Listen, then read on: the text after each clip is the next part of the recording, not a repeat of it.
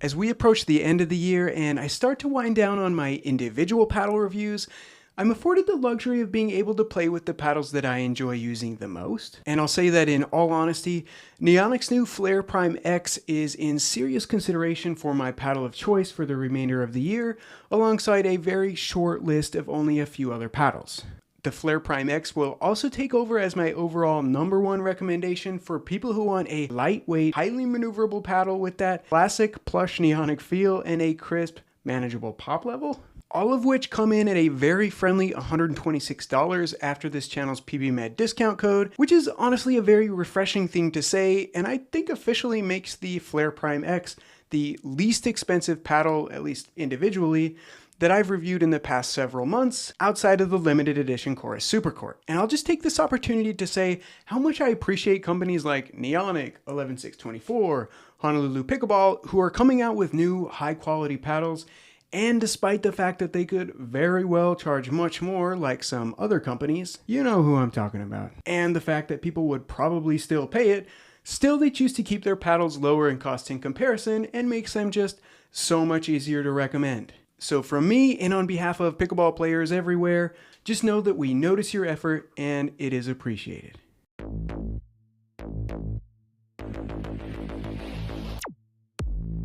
Okay, first things first, part of the complications of continual innovation is the fact that the naming space can get somewhat crowded despite good intentions. And I don't want you to confuse this paddle with some of the other similarly named paddles in Neonic's lineup, so as a little bit of guidance here, the Neonic Flare is Neonic's polyester paddle, which shares the same layout as this Flare Prime X, but is instead 16mm thick. And the Flare Prime is Neonic's first rendition of the paddle in this review, but the first production batch came in with lower pop and power than Neonic had hoped, so they pumped the brakes on production of that and offered their remaining inventory at a discount, and the Flare Prime was born. And the Flare Prime X is the paddle of this review, which is a Gen 2 thermoform paddle being offered in the 14mm thickness, and has dimensions I measured myself to be 15.9 inches long by 8 inches wide, putting it in the wide body category, and that includes a 5.5 inch handle. I want to specify 3 huge things that I really love about this paddle, and then I'll say a couple of things that I think are really important to know and consider for people deciding if this is going to be a good fit for them. The first thing I really love about the Flare Prime X is the feel of the paddle face itself. It's constructed with that triple layered carbon fiber, fiberglass, carbon fiber layering system. And while this particular arrangement itself isn't uncommon, for this particular paddle it really seems to give it a nice plush feel on initial contact with a responsive pop that isn't too over the top. Like Neonic's other paddles with this same layering system, this combination has worked well to produce some really good levels of spin. The second thing I really like is the ultra high maneuverability level of this paddle. I'll throw some measured stats on the screen here so that you can pause and look over them in more detail if you like, but I'll point out here that mine had a very low swing weight of 106 and a gross weight of just 7.7 ounces. And when putting those numbers and the rest of its parameters into the maneuverability equation, with low numbers equating to more maneuverable paddles, it produced a maneuverability score of just 26, which puts it right on the border of the fastest quartile of paddles tested. And another thing I have to point out that makes this paddle even more maneuverable than those numbers already imply is the circumference of the handle. I measured the handle circumference to be right at 4 inches, which feels notably more easy to handle and maneuver around than the fatter handles of the PaddleTech type paddles of the world. And the third thing I really love about this paddle, which I've already mentioned once before, is the price. When putting the price of the Flare Prime X side by side paddles I think are most comparable in performance and construction quality, the price of the Flare Prime X leaves a chasm-sized gap between it and the higher priced paddles, with the only other real comparable paddle being the Monarch All Court, which I'll compare directly later in this review. And before moving into the more generalized playability features of this paddle and directly comparing it to other paddles, here are a couple of things I want to make sure people know and are okay with about this paddle, so that if they do decide to give it a try, they're not let down if they're expecting something different. One is that this paddle basically serves 2 sorts of people really well. Either people who want a really light, wildly maneuverable paddle, or people who are okay with using lead tape to increase sweet spot size and stability. I found the feel of the face of this paddle to be very pleasant, but this is not going to be the poster paddle example for stability. Without lead tape, I did notice the sweet spot here was smaller than average,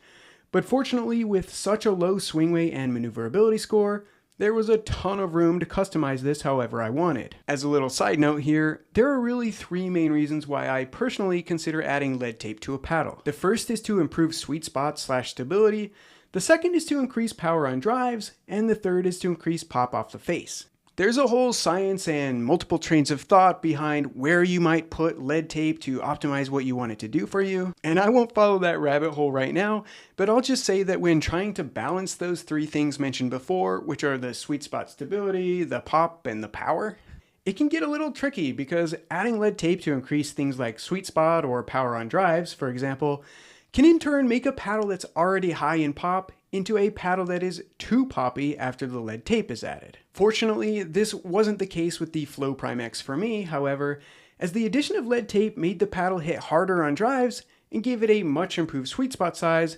without making the pop out of control. And to keep things simple here, I'll just say that this paddle is so light and maneuverable that I really don't think you need to overthink where you put the lead tape here, but I personally found it best to add 3 to 6 grams of lead tape just right to the side of the paddle face to optimize that sweet spot size, and how much just depends on your personal preference after trying it out. The second thing that I think should be notable here is that it did really seem like the build-up and anticipation of this paddle on social media and Discord and whatnot had people anticipating that this was going to be the release of another big power paddle. And Neonic even held off on a full launch of this paddle after their initial batch wasn't powerful enough, like mentioned before. But to be honest, I don't think I would put the Flare Prime X even in the power category. I would put it more in the all-court category as a paddle that has a nice and manageable level of pop, but I did find I preferred the feel of drives after adding the lead tape to increase drive velocity. In terms of my playtesting and my overall gestalt of how this paddle handles in gameplay,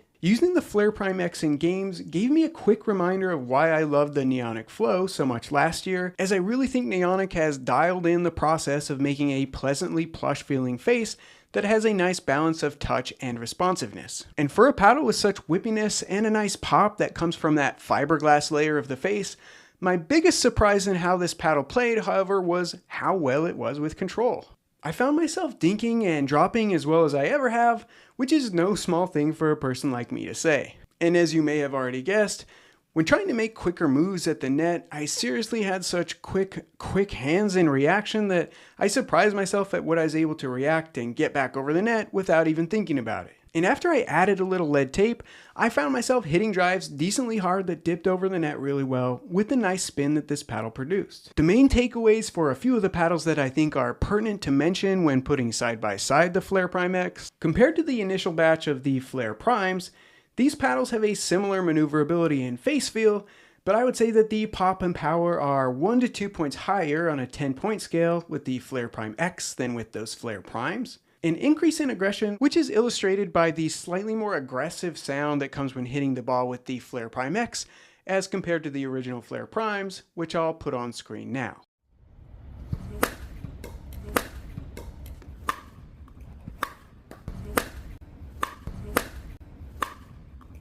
Compared to the Paddletech ESQ or ALW paddles, the Flare Prime X is definitely more maneuverable and is sort of like a more controllable, consistent version of these two paddles with a couple more differences. I think the more consistent feel of the Flare Prime X is likely explainable to the thermoforming construction process, but despite that, the Paddletechs do seem to be about 1 point or so higher in both pop and power,